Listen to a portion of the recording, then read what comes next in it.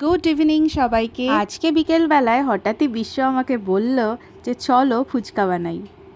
আমি তো বললাম আর যাই হোক, ফুচকাটা মোটেও হবে না, কারণ লকডাউনের সময় আমি বহুবার চেষ্টা করেছি কিন্তু মোটেও খুব একটা ভালো হয়নি।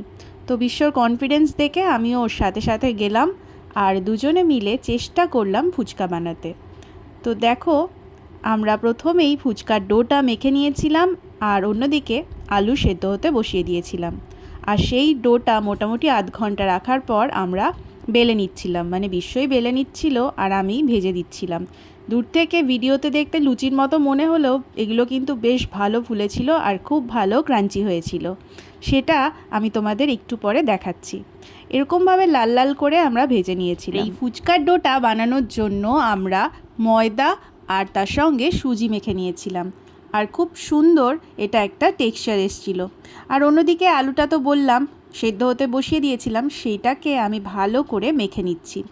খালি হাতে মেখে নেওয়ার পর তার মধ্যে আমি দিয়ে দিয়েছিলাম লবণ, তার সঙ্গে দিয়েছিলাম কাঁচা পেঁয়াজ, কাঁচা লঙ্কা, তারপর দিয়েছিলাম সেদ্ধ লঙ্কা আর দিয়েছিলাম জিরে গুঁড়ো, আর লঙ্কার গুঁড়োটা আমি দিইনি। তো এই সব কিছু দিয়ে খুব ভালো করে মেখে নিয়েছিলাম আর সব শেষে দিয়েছিলাম গন্ধরাজ লেবুর রস। এই সব কিছু দিয়ে খুব সুন্দর করে আলুটা মাখার পর আমরা ফুচকাগুলোকে আরও আরেকবার করে ডাবল কোট করে ভেজে নিয়েছিলাম। আর অন্যদিকে টকটাকে রেডি করার জন্য অনেকক্ষণ আগেই তেঁতুল ভিজিয়ে রেখেছিলাম। তার মধ্যে খানিকটা জিরে গুঁড়ো আর লঙ্কার গুঁড়ো দিয়ে আর গন্ধরাজ লেবু, কিছুটা চিনি আর লবণ দিয়ে পুরোটা মেখে নিয়েছিলাম।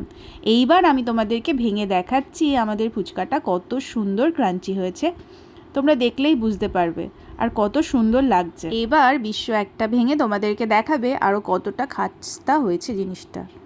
আর এই দেখো, খাস্তা খাস্তা ফুচকার মধ্যে অল্প আলু দিয়ে তার সঙ্গে টক টক জল, অসাধারণ।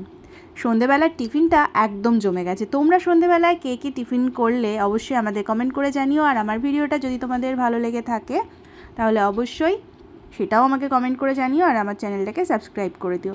এখনকার জন্য টাটা।